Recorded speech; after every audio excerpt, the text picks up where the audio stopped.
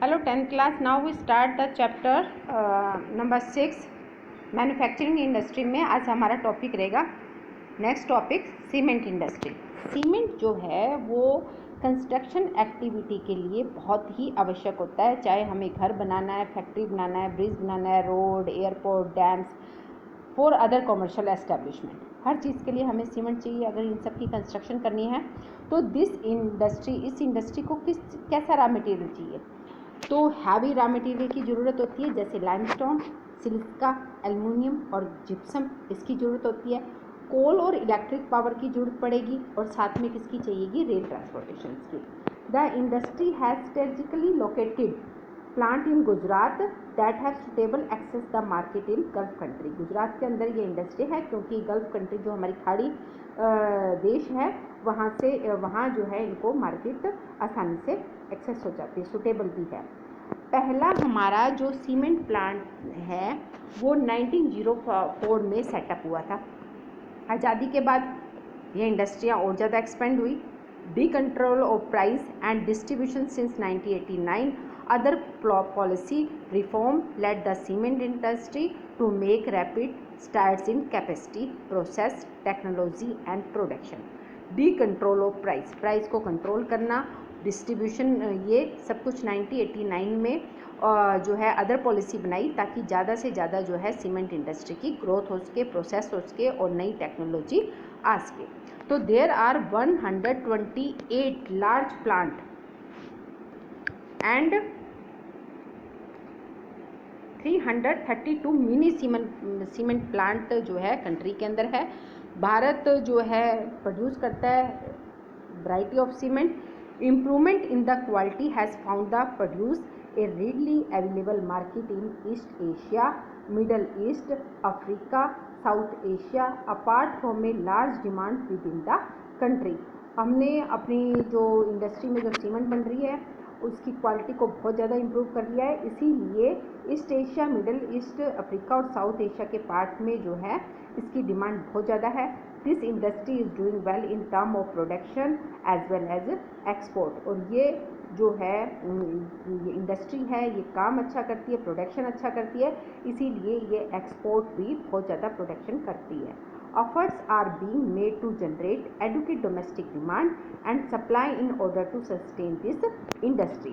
Efforts are being made to, अगर ज़्यादा से ज़्यादा एफर्ट किए जा रहे हैं तो उससे डोमेस्टिक डिमांड को भी हम जनरेट कर पा रहे हैं सही तरीके से और साथ में सप्लाई भी। ये तो है सीमेंट इंडस्ट्री। अब बात करेंगे हम automobile industry.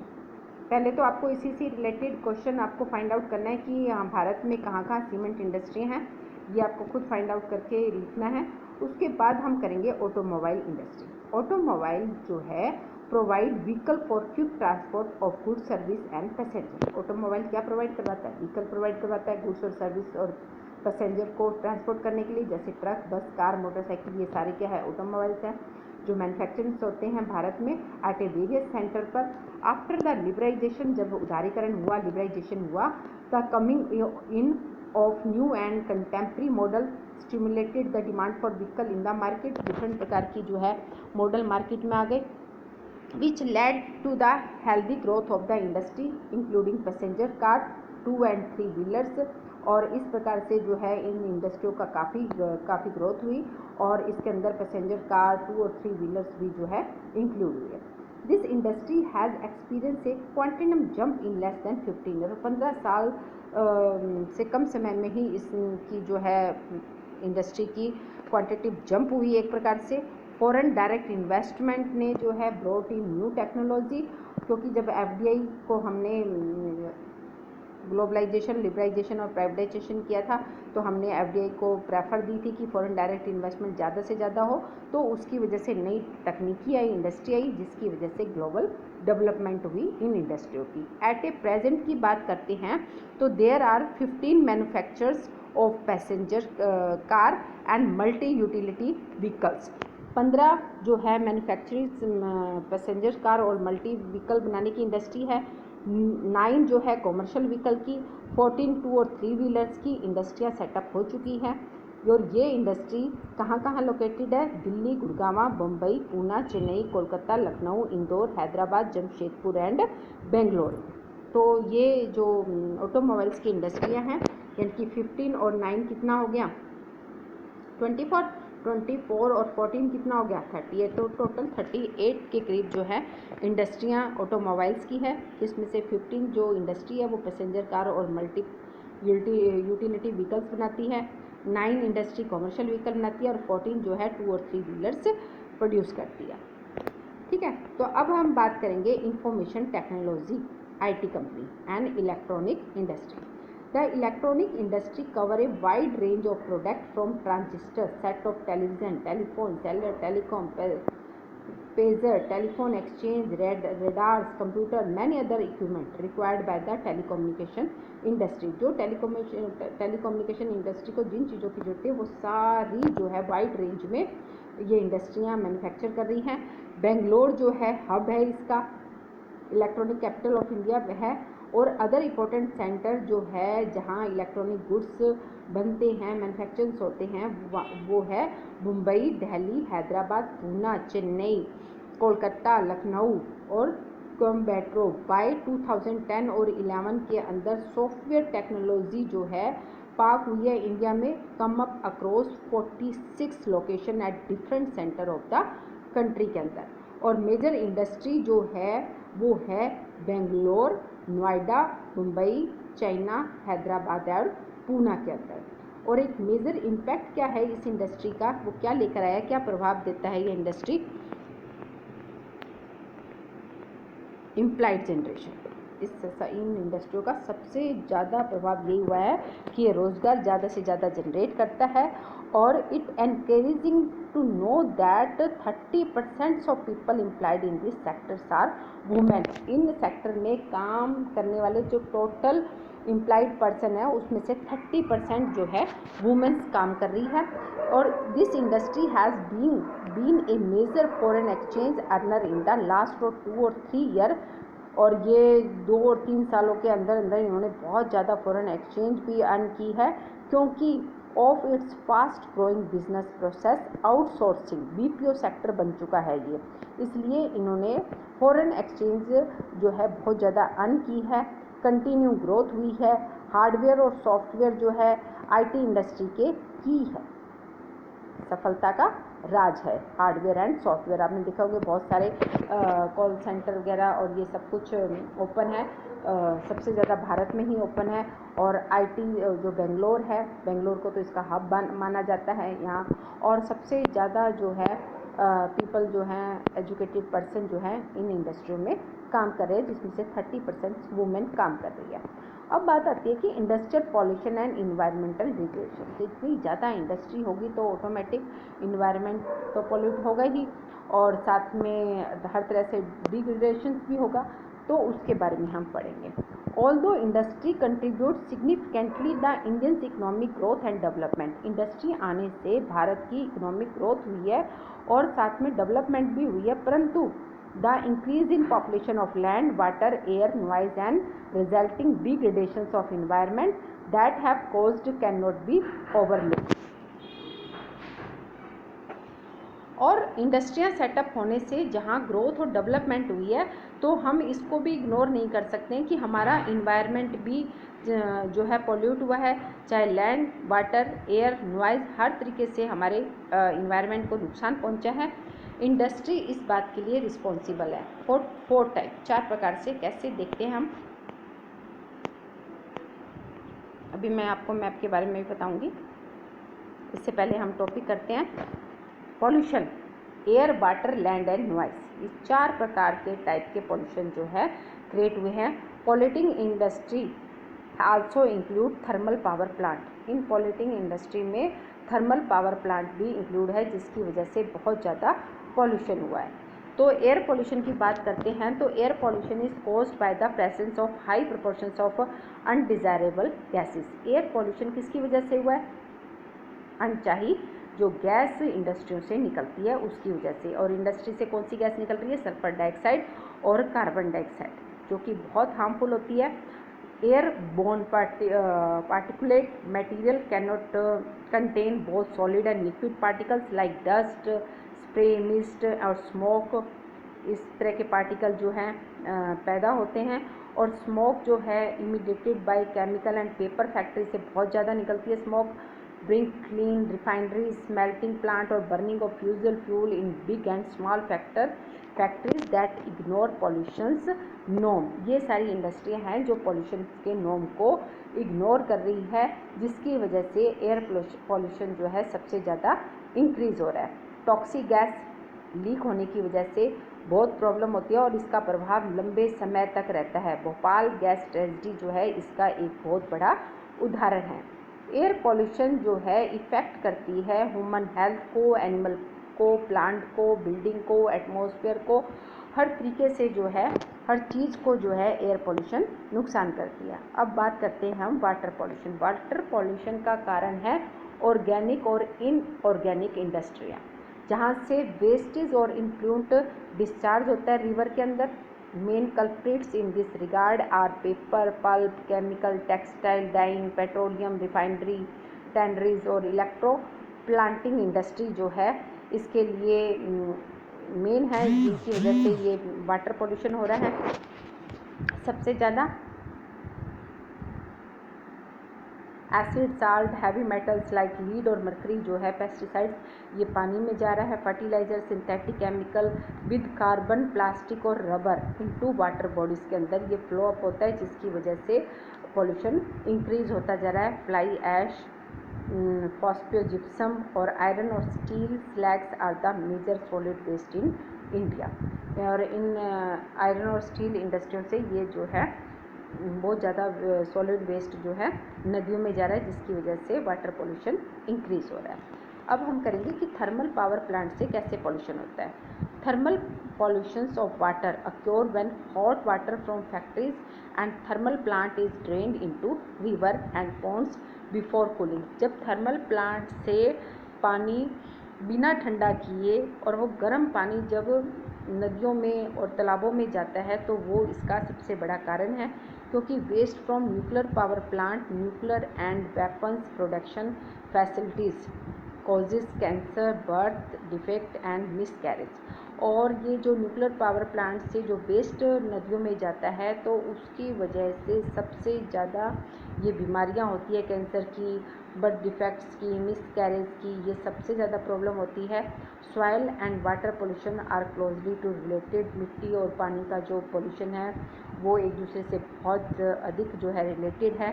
Dumping of waste specially glass, harmful chemical, industrial influent packaging, cells, garbage render the soil useless. और लोग जो क्या करते हैं वेस्ट को डंपिंग कर देते हैं ज़मीन के अंदर, तो उसकी वजह से भी ये बहुत ज़्यादा प्रॉब्लम क्रिएट होती है।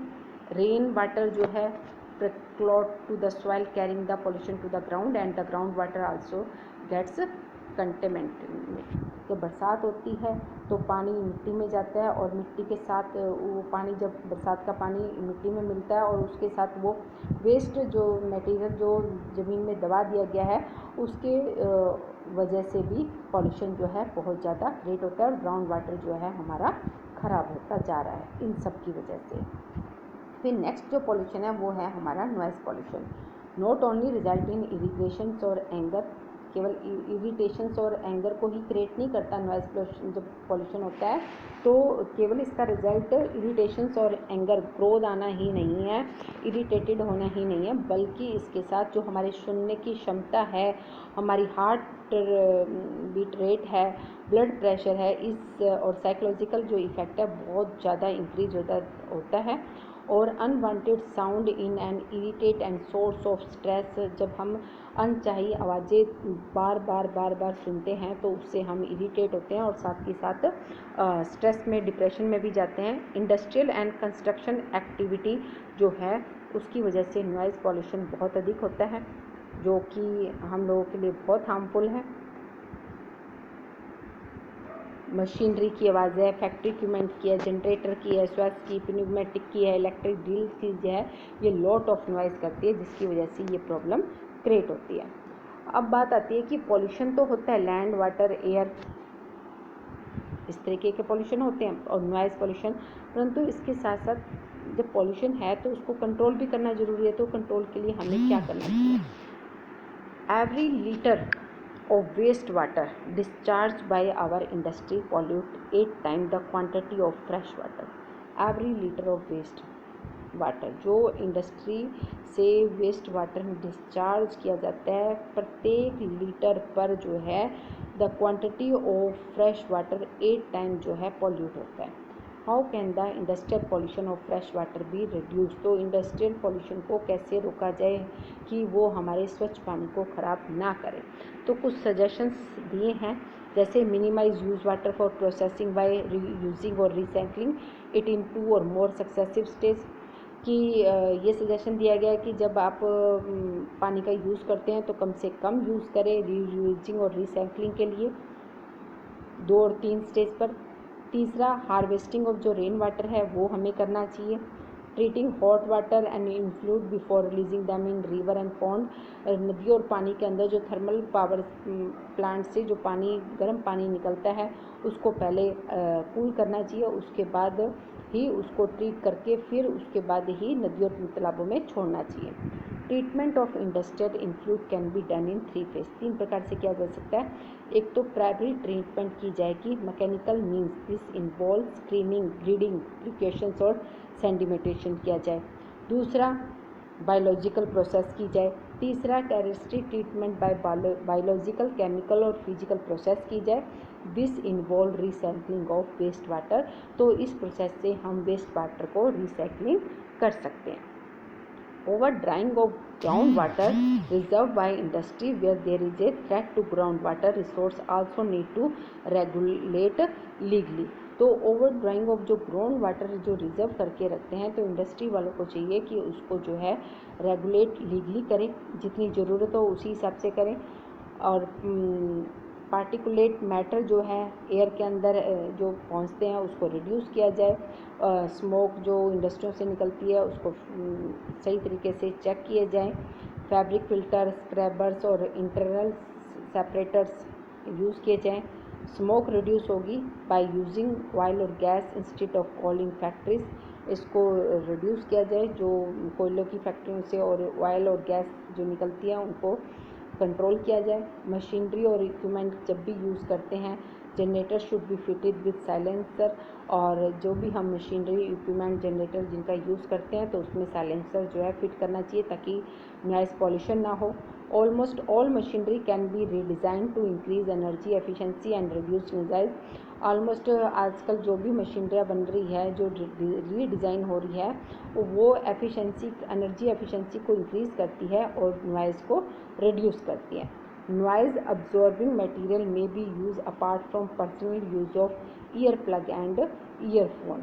ईयर प्लग और ईयरफोन का जो हम लोग यूज़ करते हैं वो भी नॉइज़ को एब्जॉर्ब करते हैं। जो हम पर्सनल जो है हमेशा कान में जैसे आप ईयरफोन वगैरह लगा के रखते हैं तो इससे भी फ़र्क पड़ता है। तो सीवेज ट्रीटमेंट प्लांट बनाए हुए हैं, यमुना एक्शन प्लान है फरीदाबाद के अंदर। ये क्या हुआ कि जो सीवेज का पानी होता है उसको, उस वेस्ट पानी को कैसे जो है रीट्रीट किया जाए ताकि जो है वो पानी स्वच्छ रहे। तो इस प्रकार से डिफरेंट प्रकार की प्रोसेस कर सकते हैं। और ये सस्टेनेबल डेवलपमेंट के लिए और इकोनॉमिक डेवलपमेंट और इन्वायरमेंटल कंसर्न है, तो इसके लिए ये हमारा चैलेंज बना हुआ है।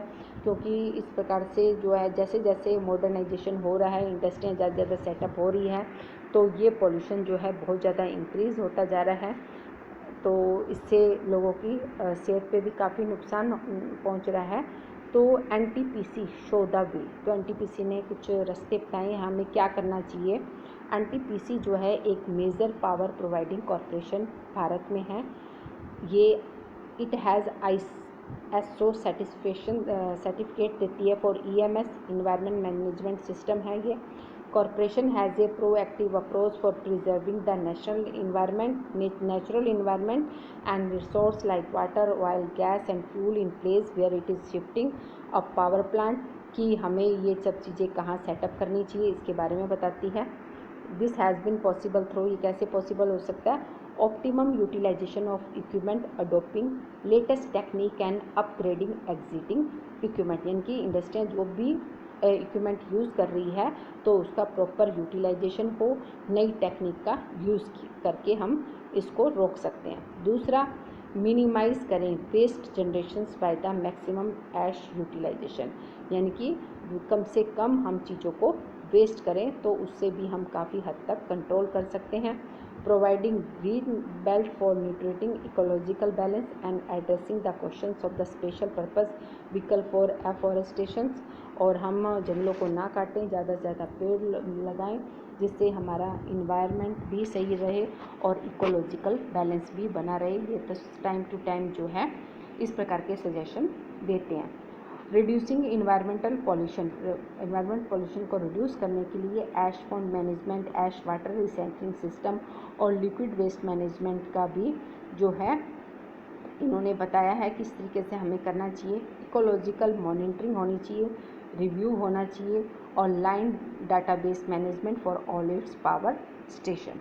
तो ये सब चीज़ें हम करेंगे तो काफ़ी हद तक जो है हम जो है अपने इन्वायरमेंट को पॉल्यूटेड होने से बचा सकते हैं, क्योंकि इंडस्ट्रियां अगर हम बंद करते हैं तो हमारी इकोनॉमिक ग्रोथ रुक जाती है। जिस भी इंडस्ट्री से ये वेस्ट मटेरियल ज़्यादा हो तो जिसकी वजह से इन्वायरमेंट पॉल्यूट हो तो उस पर कंट्रोल करने के लिए सरकार भी डिफरेंट प्रकार के अगर कानून बनाती है तो भी हम काफ़ी हद तक जो है इसको रोक सकते हैं। तो हर पर्सन को जो है अवेयर होना बहुत ज़्यादा ज़रूरी है और सरकार इसके लिए डिफरेंट प्रकार के जो है काम भी कर रही है, प्रोजेक्ट भी लेके आ रही हैं, कानून भी बना रही है ताकि हम अपने इन्वायरमेंट को पॉल्यूट होने से बचा सकें। तो ये आपका चैप्टर कंप्लीट हो चुका है और अब इससे रिलेटेड एक्सरसाइज है, multiple choice question. First, which one of flowing industry use limestone as a raw material, कौन सी इंडस्ट्री है जो रॉ मटेरियल के रूप में लाइमस्टोन को यूज़ करती है। अभी मैंने आपको थोड़ी देर पहले ही बताया था। Which one of flowing agencies market steel for the public sector plant, कौन सी एजेंसी है जो पब्लिक सेक्टर प्लांट है। Which one of flowing industry use bauxite as a raw material, कौन सी इंडस्ट्री है जो बक्साइट का यूज़ करती है एज ए रॉ मटेरियल के रूप में। Which one of flowing industry manufacture telephone computer, ये कौन सी इंडस्ट्रियाँ जो है मैन्युफैक्चर करती है हमारे टेलीफोन कंप्यूटर इन सब चीज़ों को। तो आपके ये 4 MCQ हैं, आपको सोल्व करना है। I hope all you know the answer of this question. उसके बाद आप second, answer the following briefly in 2 और मोर देन 30 वर्ड, ये क्वेश्चन है। व्हाट इज़ मैन्युफैक्चरिंग, मैन्युफैक्चरिंग क्या होती है। Name any 3 physical factor for location of the industry, industry की लोकेशन मतलब कि इंडस्ट्री कहाँ सेटअप होनी चाहिए तो उसके लिए फिजिकल फैक्टर कौन से एसेंशियल है जहाँ इंडस्ट्री सेटअप हो। Name any 3 human factor for location of the industry. What are the basic industry, give an example and name the important raw material used in manufacturing of cement. तो MCQ आपको करने हैं 4 और उसके बाद second question के 5 question जो है आपको सॉल्व करने हैं और सॉल्व करने के बाद अपना होमवर्क आप मुझे सेंड करेंगे। अगर कोई भी प्रॉब्लम है, आपको नहीं समझ आ रहा आंसर कि इसका क्या होगा, तो आप मैसेज या फ़ोन करके पूछ सकते हैं।